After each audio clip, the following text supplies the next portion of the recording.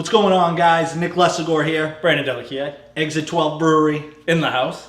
And we're here with another brew day in the brew basement, finished basement. Really excited about our second. The first one was an American IPA, which I'm sure we'll be sipping on later on. Yep. And today's is an IPA as well, except it's a New England IPA, Brandon. Yeah. So it's a hazy IPA, pretty much what we do here for the most part when we do IPA. So we're pretty excited about that. Do you want to talk about the grain bill? Yeah. Let's do it. The grain bill is base of Simpson's Golden Promise. We got 7 pounds of that. We have 3 pounds of Valley 2-Row, which again is our local malt stir in Hadley, Massachusetts. We have 1 pound, 8 ounces of flaked wheat, 2 pounds of flaked oats, 8 ounces of flaked barley. Sorry, 1 pound, 8 ounces of carapils. Yeah. So this is the most adjuncts we've ever added in a beer before. Just about 3.5 pounds, or about 4 pounds, so 3.8 pounds of adjuncts. So we're going to try a few different things today in terms of utilizing the Robobrew and getting higher efficiency, as well as not getting a stuck mash. So we're going to put the rice hulls and half of the adjuncts in first to kind of lay a base, and we'll see if that helps us with the flow speed of our recirculation arm, as well as the ease at which we're able to, when we pull out the malt pipe, the ease at which that the first runnings kind of falls through to the base of the Robobrew. Yeah, we're really pushing the Robobrew to its limits on this brew day, but we figured we'd try it one time, see what happens, and then we can always scale back our recipes. Okay, so the hop schedule is going to be a half ounce of Columbus at a startup boil, so it's going to be a 60-minute addition for bittering. Then, with 5 minutes left in the boil, we're going to do 2 ounces of Sabro, and then 1.25 ounces of Sabro during a whirlpool at 185 for 15 minutes, and then 2 ounces of Galaxy at 185 for 15 minutes. Then for the dry hop schedule, we're going to do 3 ounces of Galaxy and then another 2 ounces of Sabro. We're going to do actually a half ounce of Sabro on the dry hop, and we're going to go with 1.12 ounces of Sabro in the whirlpool, not 1.25. Thanks. A lot of hops going in. I think it ends up being about 8.5 ounces of hops or so. Really excited about this beer. We're utilizing the FermZilla for the first time, so we'll have some video on that as well. And we set our efficiency at 70% to see if we could match that from the American IPA that we brewed last time. So let's mill the grain and get into it. All right, it's time to mill the grains. As you saw in our last video, we have this awesome motorized grain mill. What we like to do things beforehand, like the day before. So put some foil on top, make sure nothing gets in it, and we're gonna start milling.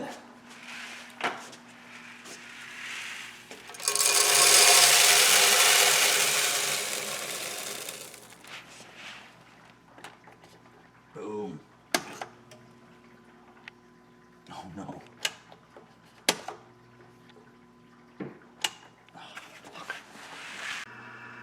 All right, take 2. We are going to mill the grain now.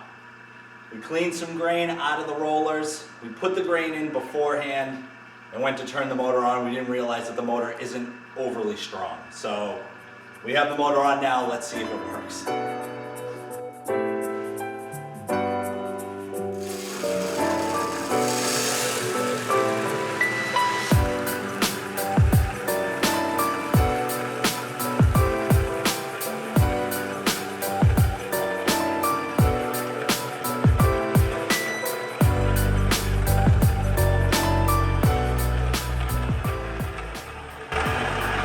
We're really intrigued with this brew day.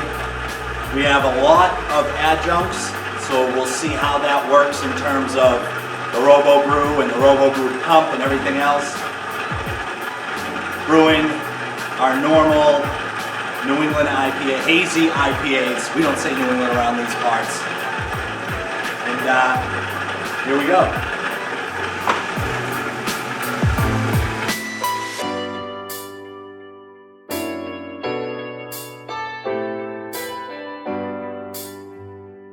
Alright guys, we're mashing in right now.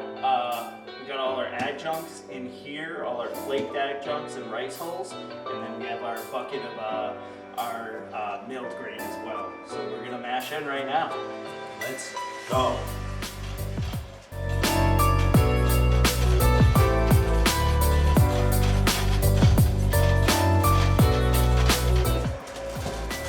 Things we should have done beforehand.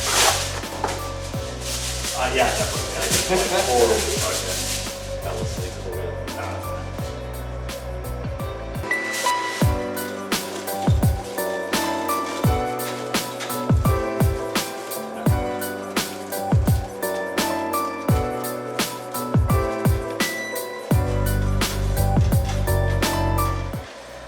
Alright guys, now our milk grains.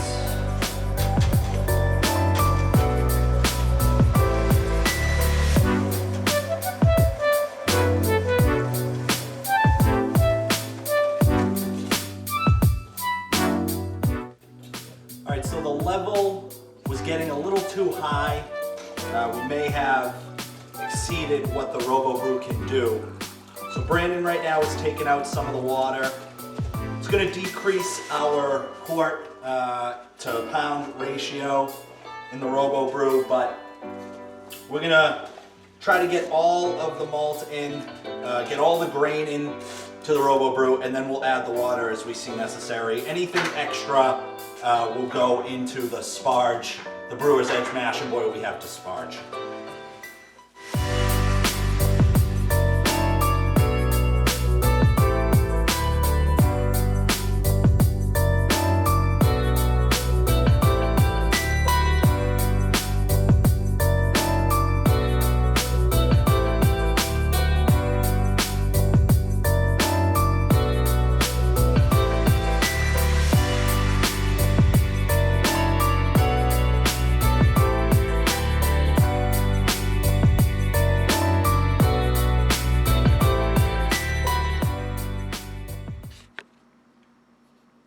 Alright guys, so we're taking our initial pH reading of the mash pH. Another thing we're going to do today is we're going to take readings of the pre-boil, post-boil, and also sparge. I don't know if we're going to change anything, but we're going to start recording those as well. So we're looking for 5.2. Most of our light beers are going to be within the 5.2, 5.4 range. For darker beers, we want to be within like 5.4, 5.6. So what we're waiting on is there's a little happy face that shows, and this also has, there we go. So we're 5.7, let's call it 5.7. Oh, it keeps going down.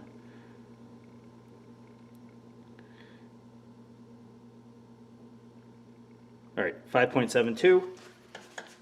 I'm gonna put that in the beersmith and see what we come out with. Alright guys, so I figured I'd show you guys how we adjust and look for where the lactic acid, how much lactic acid we have to put in. So you guys go to this mash tab right here, you go and plug in your measured pH, which was 5.72, and our target pH is 5.20, and that gives up. Okay, and then you put in what kind of acid. We do lactic acid, and it's telling us 11.7 milliliters, which is a lot, but we're gonna do it. So I'm gonna measure out 11.7 milliliters. I'll be right back. Alright guys, we let the pump recirculate for about 5 minutes. You want to get your readings within the first 15 minutes of conversion. So we're going to take another reading. So we figured out why our mash pH was so high initially. We forgot to put in our water salts, our calcium chloride and calcium sulfate. So that is why we were so high. calcium drops pH. Usually we put most of our water additions into a thing. So we're at 5.33. I'm just doing a quick update because I'm a dum-dum. When we did the closed transfer, you could hear the CO2 leaking and all that. That is because I accidentally put this little tri-clamp gasket on the opposite side of the brew bucket because I figured it needed a washer on each side. But since it's our first tri-clamp anything, I didn't realize this thing was a little tri-clamp gasket. So that sort of sits right on top of the compression fitting like that. And then you take the pressure fitting and you set that on there, and you take your tri-clamp. See if I can get this. And do it like that. Whoa. And that's sort of how it goes. You can't really see that, so I'm just gonna put this together and show you how it goes. So that is why we were getting the leaking. You know, you live and you learn, but before we brought out the video, I wanted to definitely correct that so you guys don't have the same problem. We tested this, we pressure tested this, and it works just fine. All right, we are done with the 60-minute mash. With the American IPA that we mashed it at, we let it go for an extra 10 minutes because we were mixing up a lot. We were mixing up with this New England IPA a lot as well. The flow was not very good at all, so I don't see an added upside to waiting 10 minutes. So we're gonna pull the malt pipe up.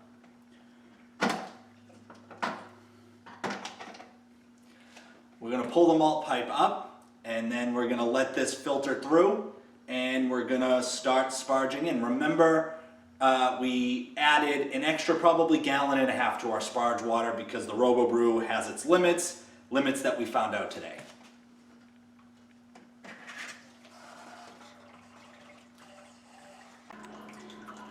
Alright guys, we're sparging now. We're hoping to get about 7 gallons of wort, and then we'll start the boil. All right, we just hit the hot break. 60-minute edition on Brandon's version of the New England IPA. A 1/2 ounce of Columbus hops. This is what Nick says when he doesn't know if the beer is going to come out good or not. He says it's my beer. A lot of protein.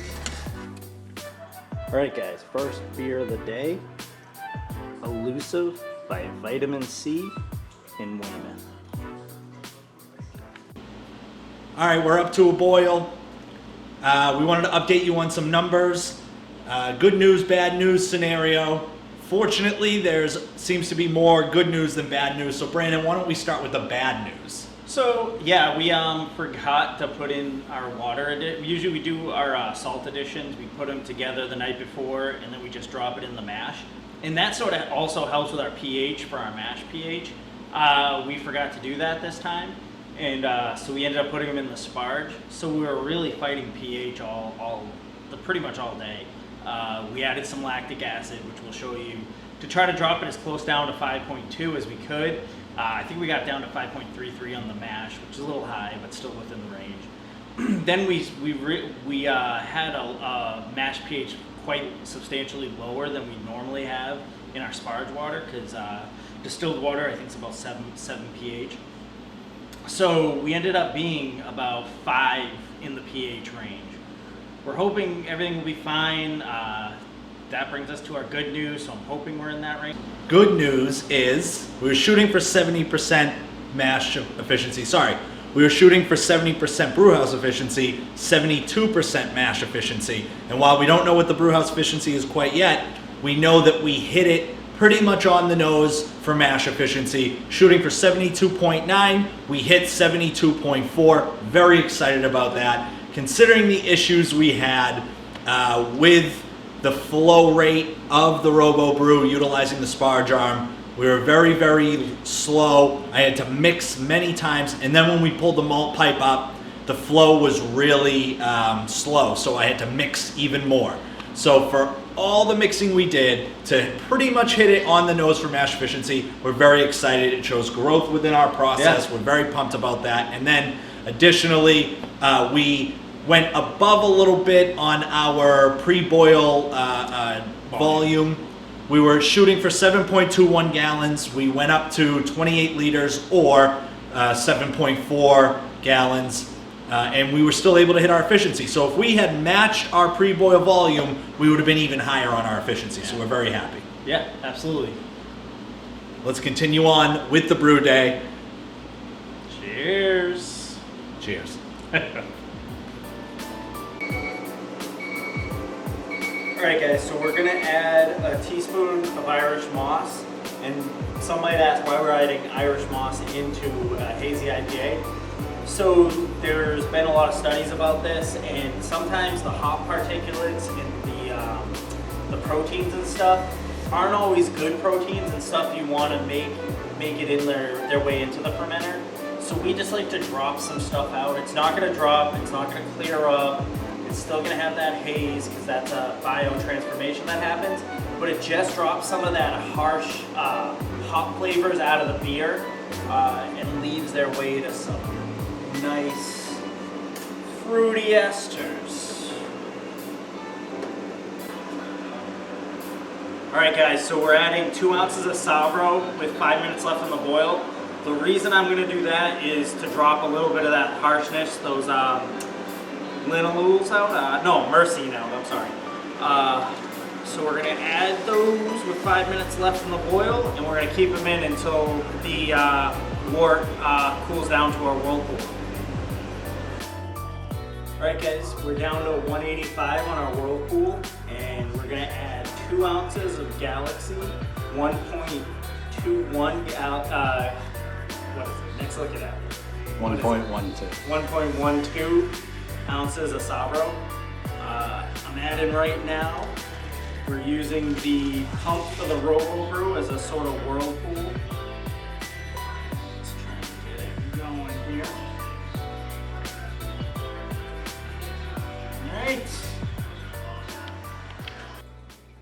All right, we have cooled down to 91 degrees.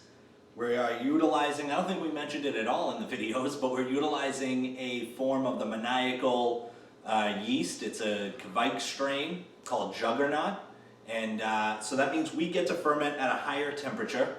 We're hoping that some of the fruit flavors from the Juggernaut from this special yeast company in Bangor, Maine will help us to bring out some nice fruity esters. And also, again, because it's a Kveik strain, we can ferment out high. So we'll probably be fermenting this around 90 degrees, fermenting in the FermZilla for the first time. You've seen the way that we transfer from the wort chiller that is immersed in water and ice from the Robobrew utilizing the pump, so we don't need to show you that again, but here we are transferring into the fermenter.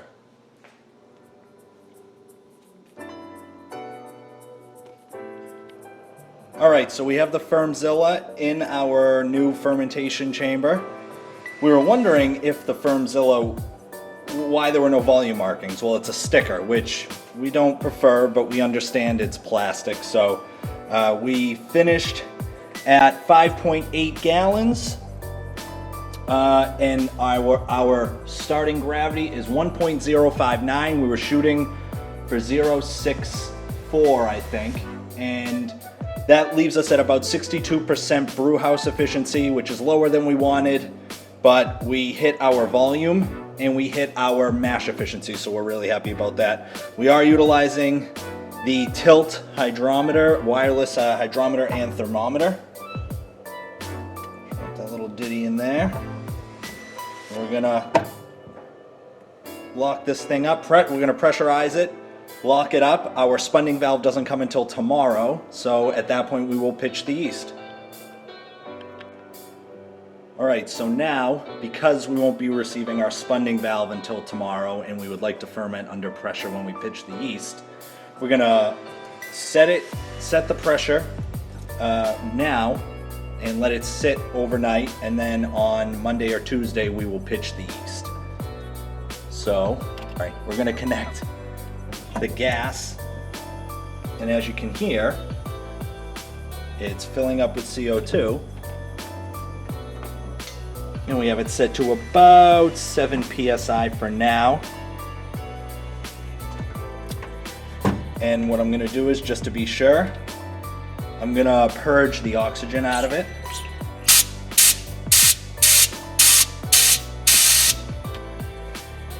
Hit it about 7 times real quick to get any residual oxygen out, or as much as we can, and it's gonna fill up with CO2. Pull it out, and it's good to go for now until we pitch the yeast. Yeah, yeah.